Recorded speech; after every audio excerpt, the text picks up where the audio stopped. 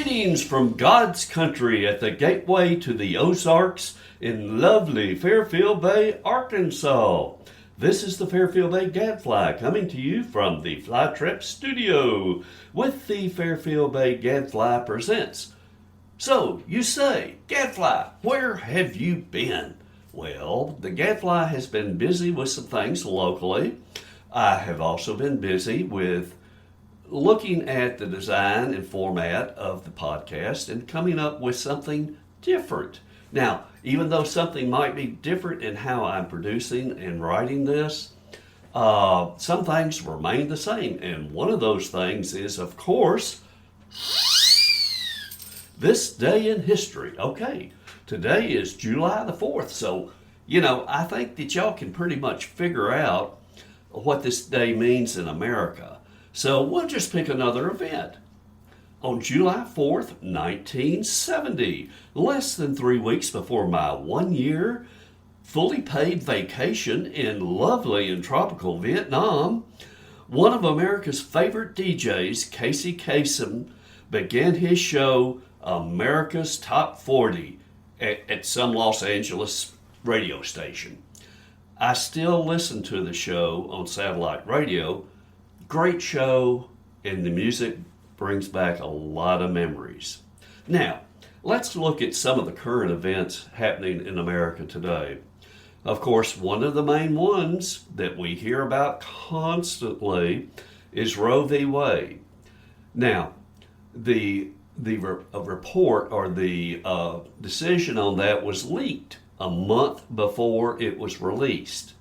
Now, the folks who don't like it had a month to prepare themselves. Yet, when it comes out in the news, what's the first thing they do? They're just pulling their hair and screaming and, oh, this is the end of the world. Well, it has been the end of the world for several million babies between 1974, whenever it was, and now. Let's just leave it to the state, shall we? If you don't like it, move to a state that allows you to do it. That's, all I can say. This has been coming for a long time. I personally agree with RGB that the original decision on Roe was wrong in how they decided that. Now, I'm sure knowing her, she would have found some other way, but the manner in which it was released back in 73 or 74, whenever it was, that was it. That was done. And it's been that way for, 50 years now? And all of a sudden, we realize that, the theory on that and the manner in which the decision was reached left a lot to be desired from a constitutional basis.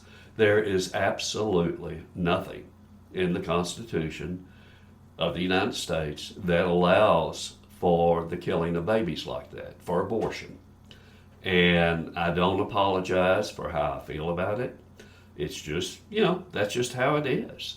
And now we'll have states that, of course, will make additional laws, and it will make it easier for women to come in from another state and get abortions there. And if that's what they choose to do, that's fine. And if you live in one of those states and you don't like it, then come on down. And you'll always find a home in a good state that protects the lives of the unborn. Now, we move to the January 6th hearings. Talk about a dog and pony show. My goodness. You'd think it was the end of the world. Yet we do all this, we pull up all the videos, we do facial recognition and stuff like that.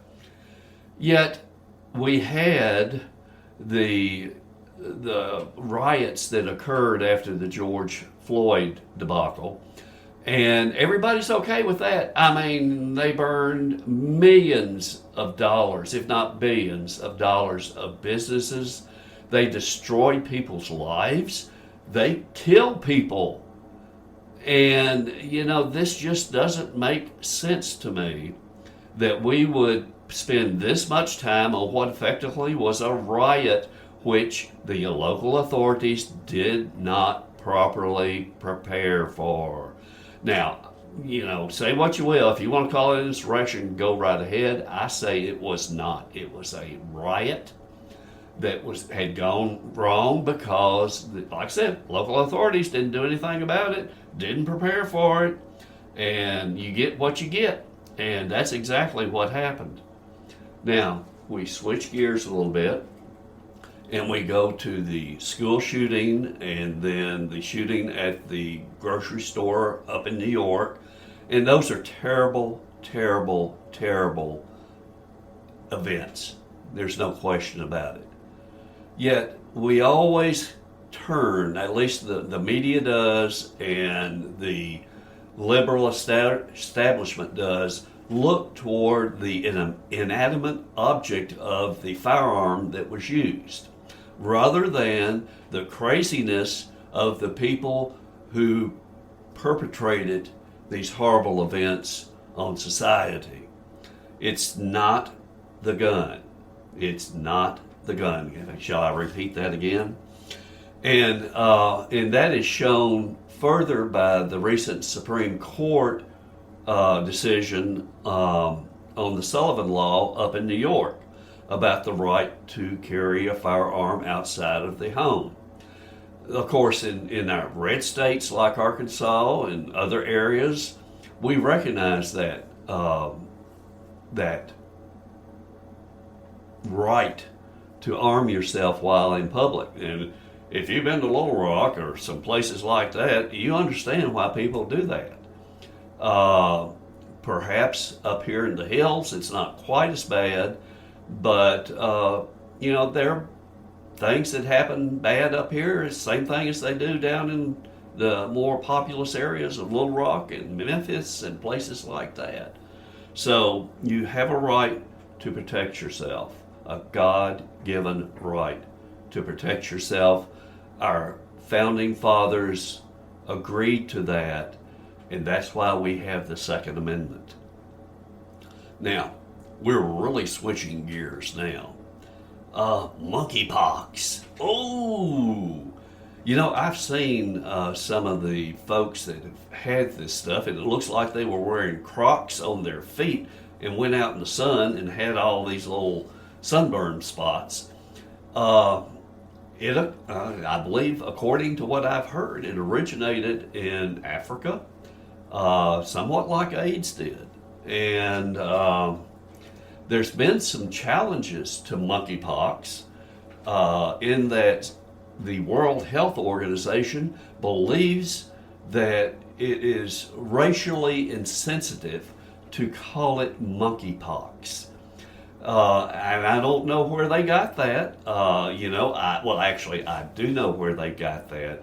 But the question is, do you really want to believe them on? Look at how they screwed up the COVID situation. This is, you're going, instead of trying to fight the disorder or disease, you're making stories up about it that make it more sensitive to folks who might think that monkeypox is referring to a racial populace out there. And that is just absolutely wrong. I never thought about it that way until they said something about it. How about you? Have you done that? Have you thought about that? I don't think you have. Now, let's switch gears again, and we're back on the international stage. And where are we? Well, we're in Ukraine, where the fighting goes on daily. Have you thought about that? Have you really thought about that? I have been in countries that were under siege, in a state of war. And it's not a fun thing, but this is constant. This is constant with folks that if you ran into them at the mall, you'd think they were just like you and me. And every day they wake up. Well, actually, it's not every day. It's 24 hours of every day. they're in a threat of dying. It's very simple. A rocket, a mortar, a rifle, you name it. You could die just by laying in bed or getting up and going about your business at the mall. They do have malls in Ukraine because the Russians just blew one up with about 1,000 people in it. This is something that folks need to truly consider as far as at what point. Now, Russia's already defaulted on their bonds. So what are they doing about that? Absolutely nothing. Europe is a whore for the Russian energy, the oil and gas that comes from Russia. So they're trying to walk a fine line about not making the Russians mad too much, while at the same time supporting people who are daily under attack by a major power. This is just a small country next to Russia that Russia believes is a part of them. They have been a sovereign nation for a number of years now, and there hasn't been a problem. But Vlad the Impaler Putin is just, he's ruining the world. And the world is sitting by and letting him do it. Oh, sure, they're gonna seize a few yachts or a few mansions or whatever of the oligarchs, the Russian oligarchs. But is that doing anything at all? Yeah, not really. The United States, on the other hand, is sending billions of dollars in military and humanitarian aid. And what have we got out of it? We continue to allow Russia to do exactly what they want, while we just kind of throw gasoline on the fire from our side. And granted, the Ukrainian people need our help, but something else has to be done by the United States, by their European allies, and of course China and the Middle East are just sitting back twiddling their thumbs. They don't care one way or the other. So at what point do we say no more and find a way to really, really hurt Russia? And the way you hurt them is economically, through their currency exchange, through all kinds of different things. Trade, put a trade embargo on them, make them suffer. But, that's going to continue to go on until some country with enough cojones to get out there and do something to slow Russia down. And I don't know exactly what that is at this point. But what do you say about it? I don't know. Anyway, we're going to switch gears to our state level in the state of Arkansas. I love Arkansas. I love the hills up here where we live. It's beautiful. It's kind of laid back to a degree. And it's just a great place. Now, we don't have high taxes up here. And our state, though, finds ways to tax all kinds of businesses and licenses, and you name it, they're going to find a tax for it. I mean, we pay taxes on our used cars every year. We pay taxes on our real property if we own it. There's all kinds of ways Arkansas has found a way to tax people. And now our governor, Asa, is crowing about the state having a budget surplus of $1.6 billion. Now, that tells me, number one, they're overtaxing the populace.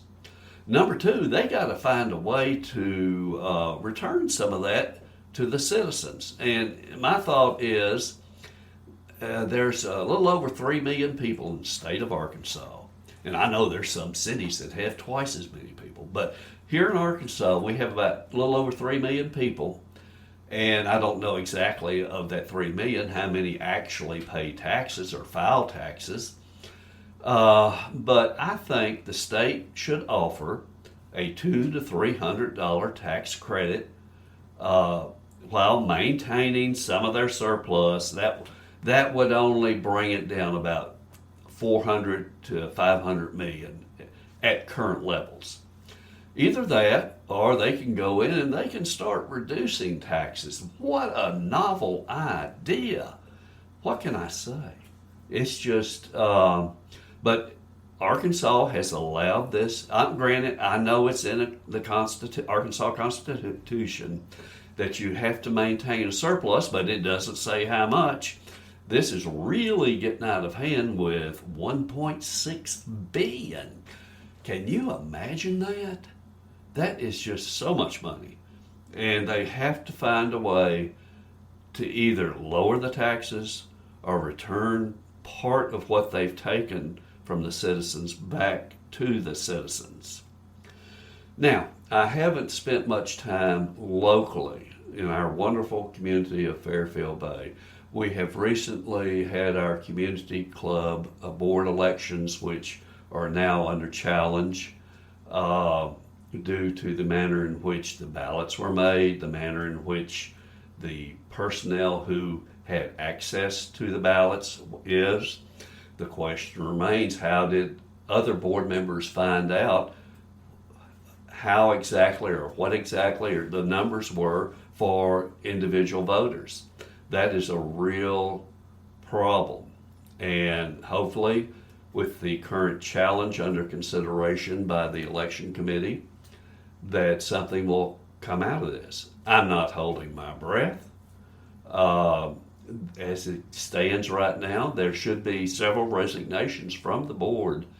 And I would have to say that people who think that by getting in and doing stuff yourself is a good thing, no, it's not. True leaders hire true leaders to do the management at the lowest level, at the mid level, and the top level. And that's what needs to happen in our little community. So I'm going to check out for now. I appreciate all of those who have stuck around with me through this. I hope this will be a new format for me and we'll find different ways to do things and provide information and get the thoughts out there to you. And yes, I am kind of to the right of Attila the Hun as far as my political leanings, and I don't apologize for that. So I appreciate every one of you who tuned in today and listened to this as I stumble through it. But it's a good start, I feel, and I feel good about it. It gives me a little bit more leeway with what I'm doing. And if I trip over my words occasionally, it's going to happen. I'm not going to get all bent out of shape about it. And we'll just see how it goes. So, right now, this is the Fairfield Bay Gadfly bringing you truth from above and signing off.